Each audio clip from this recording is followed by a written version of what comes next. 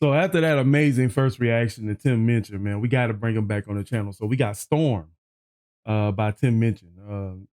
A lot of people phrase this as a 9-minute beat poem, and I didn't really find that title. So let's check this out. A bit of fun. It's a 9.5-minute jazz-backed beat poem about critical thinking. Yeah. Woo! Rock on. Be good if I was joking. It's called Storm.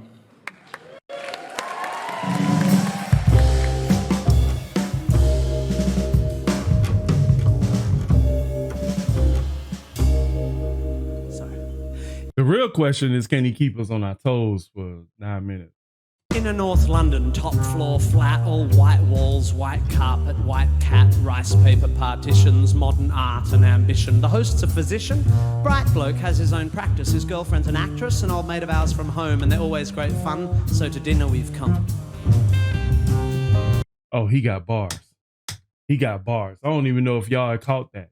Did you hear what he said? You know how much vocal alliteration and delivery of like just the phonetics of how he just said that? Like, that was crazy. White walls, white carpet, white cat, rice paper partitions, modern art and ambition. The host's a physician, bright bloke, has his own practice. His girlfriend's an actress, an old mate of ours from home, and they're always great fun, so to dinner we've come.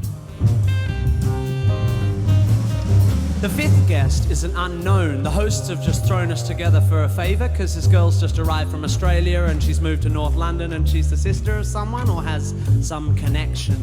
As we make introductions, I'm struck by her beauty. She's irrefutably fair with dark eyes and dark hair. But as she sits, I admit I'm a little bit wary because I notice the tip of the wing of a fairy tattooed on that popular area just above the derriere. And when she says, I'm a Sagittarian, I confess a pigeonhole starts to form and is immediately filled with pigeon when she says her name is Storm. Conversation is initially bright and light-hearted, but it's not long before Storm gets started. You can't know anything. Knowledge is merely opinion. She opines over her Cabernet Sauvignon vis-a-vis some unhippily empirical comment made by me. Not a good start, I think. We're only on pre-dinner drinks, and across the room, my wife widens her eyes, silently begs me, be nice. A matrimonial warning. Dude, the way the flow in the words that he's choosing to use, man, this is high-level poetry right here. And he's actually changing pattern. This is if y'all ain't never heard spoken word poetry before, this is it. This is Def Jam poetry. This is what's pretty normal with the Black community, what we do at our lounges. But this is, if you ain't never heard it before, you're going to enjoy this one. Know anything. Knowledge is merely opinion. She opines over her Cabernet Sauvignon vis-a-vis some unhippily empirical comment made by me. Not a good start, I think. We're only on pre-dinner drinks, and across the room, my wife widens her eyes, silently begs me, be nice. A matrimonial warning not worth ignoring, so I resist the urge to ask Storm whether knowledge is so loose weave of a morning when deciding whether to leave her apartment by the front door or the window on her second floor. The food is delicious, and Storm, whilst avoiding all meat, happily sits and eats, as the good doctor, slightly pissedly, holds court on some anachronistic aspect of medical history when Storm suddenly insists, but the human body is a mystery. Science just falls in a hole when it tries to explain the nature of the soul. My hostess throws me a glance. She, like my wife, knows there's a chance I'll be off on one of my rare but fun rants, but I shan't. My lips are sealed. I just want to enjoy the meal. And although Storm is starting to get my goat, I have no intention of rocking the boat. Although it's becoming a bit of a wrestle, because like her meteorological namesake, Storm has no such concerns for our vessel. Pharmaceutical companies are the enemy. They promote drug dependency at the cost of the natural remedies that all our bodies need. They are immoral and driven by greed. Why take drugs when herbs can solve it? Why use chemicals when homeopathic solvents can resolve it? I think it's time we all return to live with natural medical alternatives. And try as I like, a small crack appears in my diplomacy dike.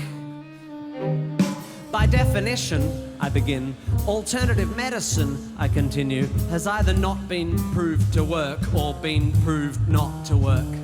Do you know what they call alternative medicine that's been proved to work? Medicine. So you don't believe in any natural remedies? On the contrary, Storm, actually, before we came to tea, I took a remedy derived from the bark of a willow tree, a painkiller that's virtually side effect free. It's got a weird name. Darling, what was it again? Masprin? Basprin? Oh yeah, aspirin, which I paid about $1 for down at the local drugstore. The debate briefly abates as my hosts collect plates, but when they return with desserts, Storm pertly asserts, Shakespeare said it first. There are more things in heaven and earth than exist in your philosophy. Science is just how we're trained to look at reality. It doesn't explain love or spirituality. How does science explain psychics, auras, the afterlife, the power of prayer? I'm becoming aware that I'm staring. I'm like a rabbit suddenly trapped in the blinding headlights of vacuous crap. Maybe it's the Hamlet she just misquaffed, or the 6th glass of wine I just quaffed, but my diplomacy dyke groans, and the asshole held back by its stones can be held back no more. Look, Storm, sorry, I don't mean to bore you, but there's no such thing as an aura. Reading auras is like reading minds, or tea leaves, or star signs, or meridian lines. These people aren't plying a skill. They're either lying or mentally ill. Same goes for people who claim they can hear God's demands, and spiritual healers who think they've got magic hands. By the way, why do we think it's okay for people to pretend they can talk to the dead? Isn't that totally fucked in the head? Lying to some crying woman whose child has died and telling her you're in touch with the other side? I think that is fundamentally sick. Do we need to clarify here that there's no such thing as a psychic? What are we, fucking two? Do we actually think that Horton heard a who? Do we still believe that Santa brings us gifts, that Michael Jackson didn't have facelifts? Are we Bro, he's saying a lot. He's saying a lot, but I just want to notice that the actual music is actually picking up. So now it's almost insinuating that the drama, or in his mind, he's getting more and more angrier. So that's pretty cool. But what he's saying, in the way he's saying it, he's saying a lot of words, but it can make sense of it. You know what I'm saying? You can follow the story. So by this time, like, we in midway through this story, we all invested, me included. So that's why I was like, I'm just listening. You know what I mean? And I'm admiring the skill level. By the way, why do we think it's okay for people to pretend they can talk to the dead? Isn't that totally fucked in the head? Lying to some crying woman whose child has died and telling her you're in touch with the other side? I think that is fundamentally sick. Do we need to clarify here that there's no such thing as a psychic? What are we, fucking two? Do we actually think that Horton heard a who? Do we still believe that Santa brings us gifts, that Michael Jackson didn't have facelifts? Are we still so stunned by circus tricks that we think the dead would want to talk to pricks like John Edward?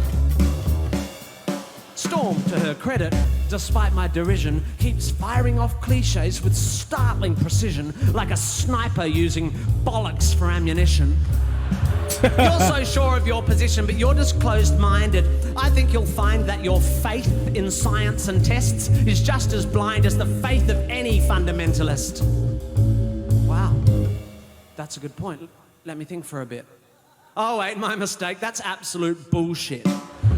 Science adjusts its views based on what's observed. Faith is the denial of observation so that belief can be preserved. If you show me that, say, homeopathy works, then I will change my mind. I will spin on a fucking dime. I'll be as embarrassed as hell, yet I will run through the streets yelling, "It's a miracle! Take physics and bin it! Water has memory! And whilst its memory of a long-lost drop of onion juice seems infinite, it somehow forgets all the poo it's had in it." You show me that it works and how it works, and when I've recovered from the shock, I will take a compass and carve fancy that on the side of my cock. Everyone's just staring now, but I'm pretty pissed and I've dug this far down, so I figure, in for a penny, in for a pound. Life is full of mysteries, yeah, but there are answers out there, and they won't be found by people sitting around looking serious and saying, "Isn't life mysterious? Let's sit here and hope. Let's call up the fucking Pope. Let's go watch Oprah interview Deepak Chopra."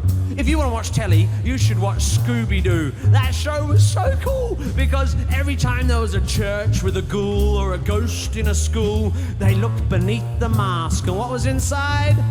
The fucking janitor or the dude who ran the water slide, because throughout history, every mystery ever solved has turned out to be not magic. Does the idea that there might be knowledge frighten you? Does the idea that one afternoon on Wikipedia might enlighten you frighten you? Does the notion that there might not be a supernatural so blow your hippie noodle that you'd rather just stand in the fog of your inability to Google? Isn't this enough? Wow. Just this world? Just this beautiful, complex, wonderfully unfathomable natural world? How does it so fail to hold our attention that we have to diminish it with the invention of cheap man-made myths and monsters? If you're so into your Shakespeare, lend me your ear. To gild refined gold, to paint the lily, to throw a perfume on the violet is just fucking silly. Or something like that. Or what about Satchmo? I'll see trees of green, red roses too, and fine. If you wish to glorify Krishna and Vishnu in a post-colonial, condescending, bottled up and labelled kind of way, then whatever, that's okay. But here's what gives me a hard on. I am a tiny, insignificant, ignorant bit of carbon. I have one life and it is short and unimportant, but thanks to recent scientific advances, I get to live twice as long as my great uncles and aunts. Twice as long to live this life of mine. Twice as long to love this wife of mine. Twice as many years of friends and wine. Of sharing curries and getting shitty at good-looking hippies with fairies on their spines and butterflies on their titties.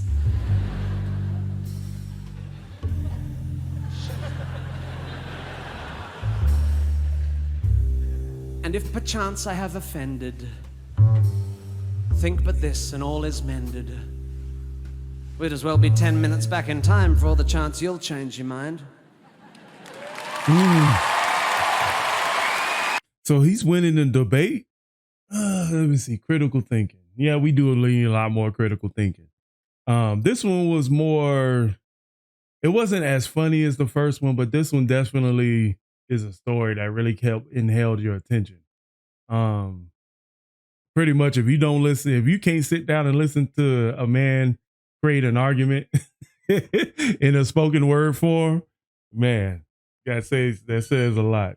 But yeah, I enjoyed that. I admired the artistry that went into that. So post your comments down below. If you want to see more Tim Minchin content, please post links in the comment section below. Don't just tell me what to react to. Post the link. All right. I'll catch y'all later, man. Peace.